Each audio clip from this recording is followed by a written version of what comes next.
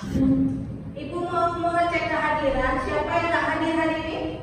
Najab dengan Nabila. Kenapa Najab dengan Nabila?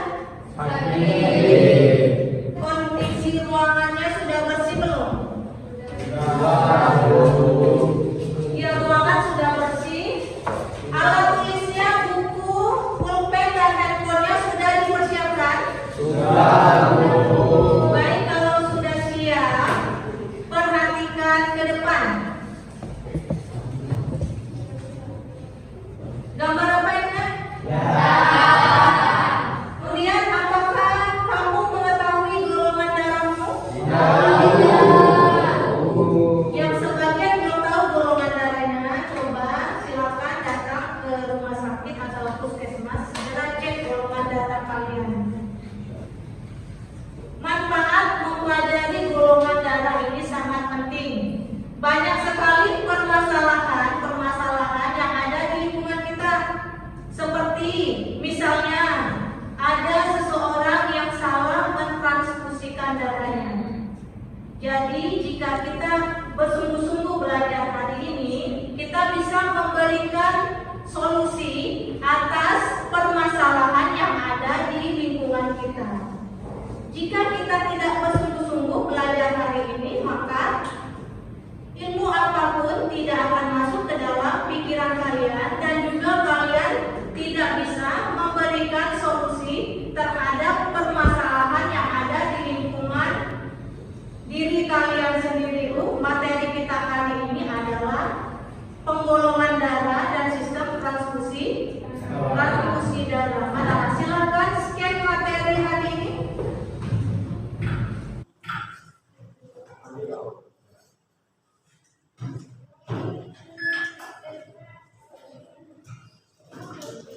Maka tujuan pembelajaran kita hari ini adalah peserta didik mampu menganalisis hubungan struktur dan fungsi sel darah dengan sistem penggolongan darah dan transfusi darah serta terkait dengan bioprosesnya. Nah, sistem penilaian yang Ibu terapkan, yang pertama sistem penilaian pengetahuan, yang kedua sikap, dan yang ketiga keterampilan. Sebelum kita masuk di kegiatan inti, kita mengadakan atau mengerjakan soal pretest terlebih dahulu.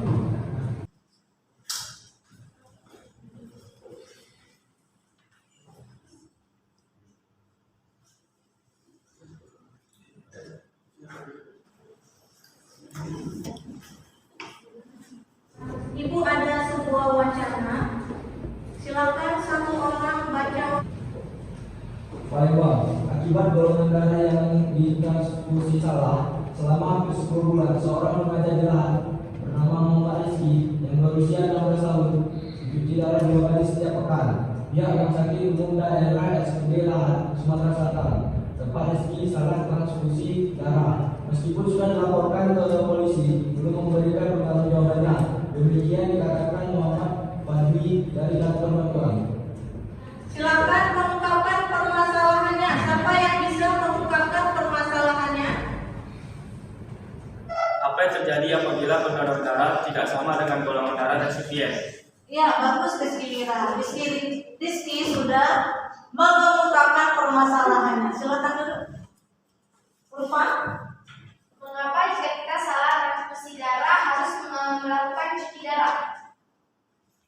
Ya, bagus umpamanya, Ra. Untuk menjawab permasalahan yang telah kalian ungkapkan, silakan duduk dengan anggota kelompoknya masing-masing, berdiskusi untuk mencari jawaban dari permasalahan tersebut. Baik, Ibu akan membagikan LKPD.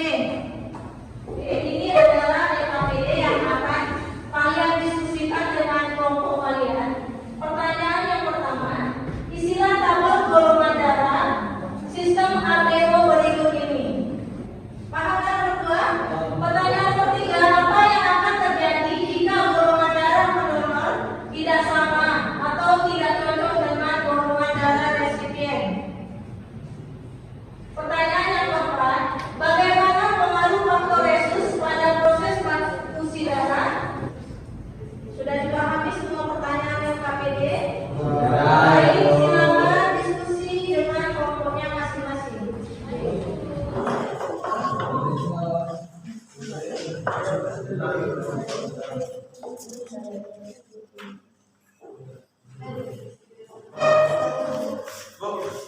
berarti yang pertama ini menjadi Bu. Biasa. Ini diisi. Ini diisi nak. Itu keadaan nomor 1.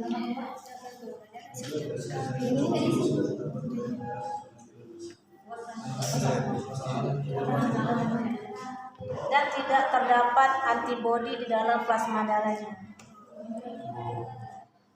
Dilengkapi.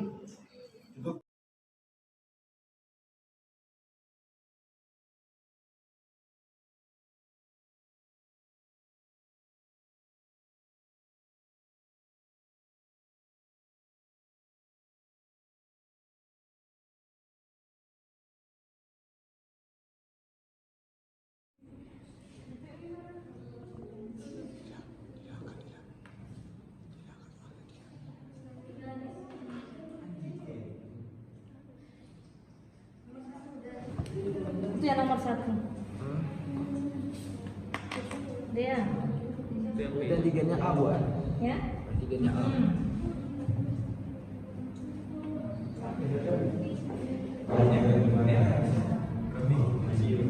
Iya, nah ini beta adalah kurung anti A. Bacanya beta adalah kurung anti A.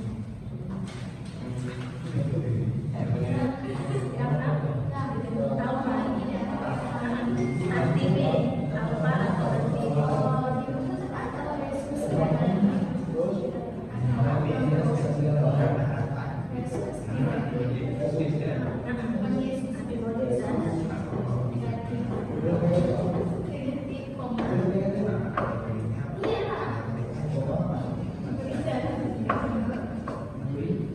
Assalamualaikum warahmatullahi wabarakatuh. Waalaikumsalam warahmatullahi wabarakatuh. Kami dari kelompok 3 akan mempresentasikan hasil kerja dari kelompok kami. Kalau pada itu, soal pertama akan dijawab oleh Dr. Fadil. Baik, saya akan menjawab pertanyaan nomor 1.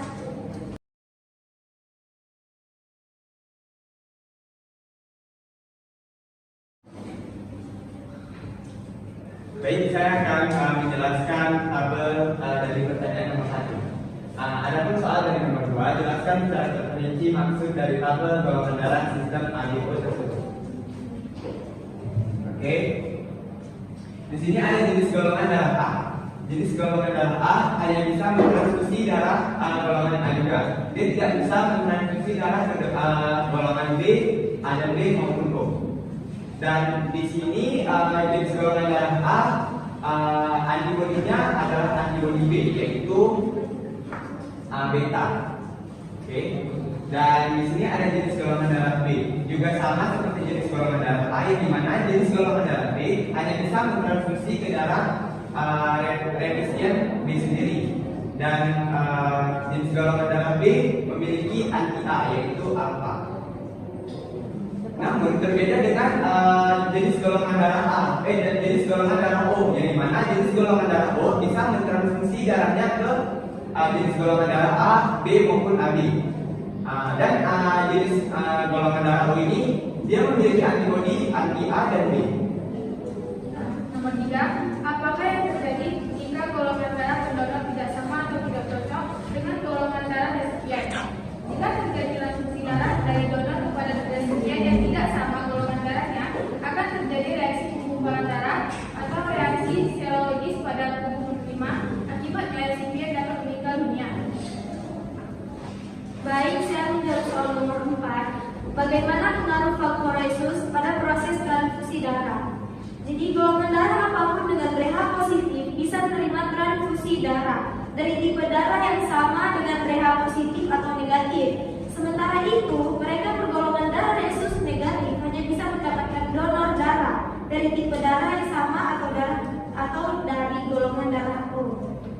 Baik, ada persoalan nomor 5. Mengapa jika kita salah transfusi darah harus melakukan cuci darah? Dikarenakan jika kita memiliki kurang darah, yaitu kita memiliki darah A, sedangkan yang ingin mendonorkan darah memiliki darah B. Jika dia mendonorkan darah ke darah B kita, maka itu akan terjadinya penggumpalan darah, yang dimana si penerima darah dapat menyibati ginjal, dan fungsi ginjal ini untuk mengeluarkan zat-zat racun dari tubuh. Maka dari itu jika kita salah mentransfusi darah, akan terjadinya pembocoran hemoglobin darah, yang dimana akan merusak organ dalam tubuh.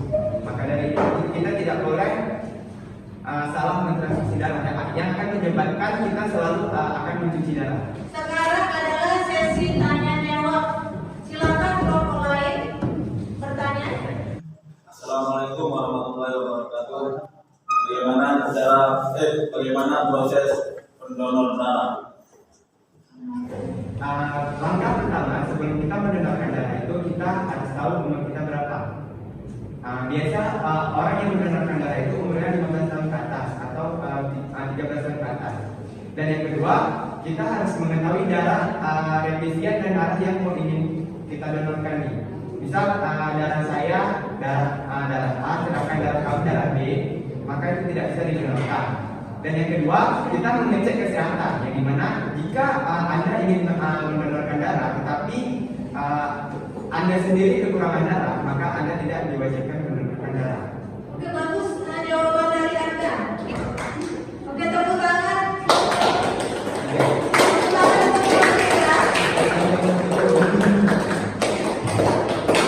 Sekarang kita menganalisis dan mengevaluasi. Coba perhatikan, ini adalah jawaban LKPD-nya. Ini adalah jawaban nomor 1. Kemudian nomor 2.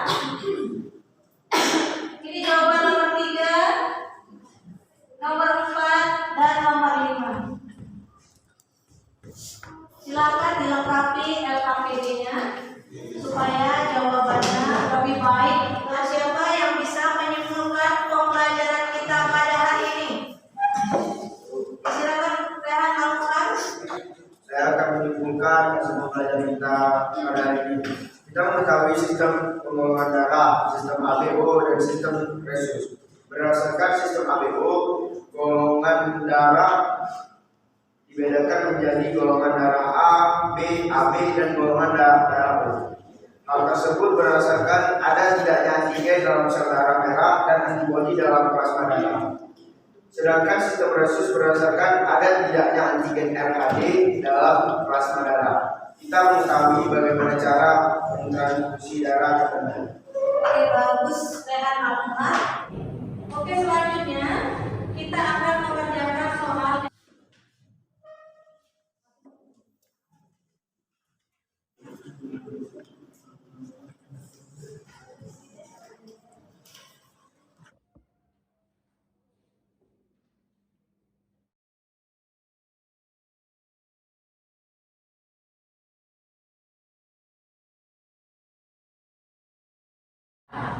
Apa yang perlu kalian pahami pada pembelajaran hari ini? Sudah paham?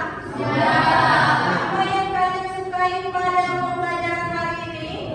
Yang kami sukai pada pembelajaran kali ini adalah kami sangat senang dan suka pada metode pembelajaran kelompok, yaitu kita dapat berdiskusi dan menambah ilmu bersama dengan teman-teman. Selain itu, kami juga suka dengan metode presentasi, yaitu kita dapat mengetahui hal-hal seputar golongan darah dan transfusi darah. Oke, bagus Anis. Tepuk tangan untuk Anis. Kelompok terbaik pada hari ini adalah jatuh pada kelompok Habis Nusa. 2.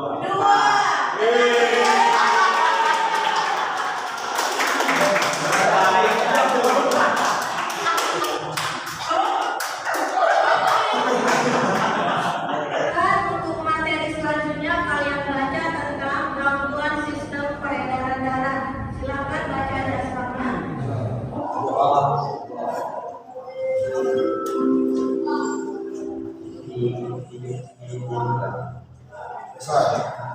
Ibu akhiri, assalamualaikum warahmatullahi wabarakatuh.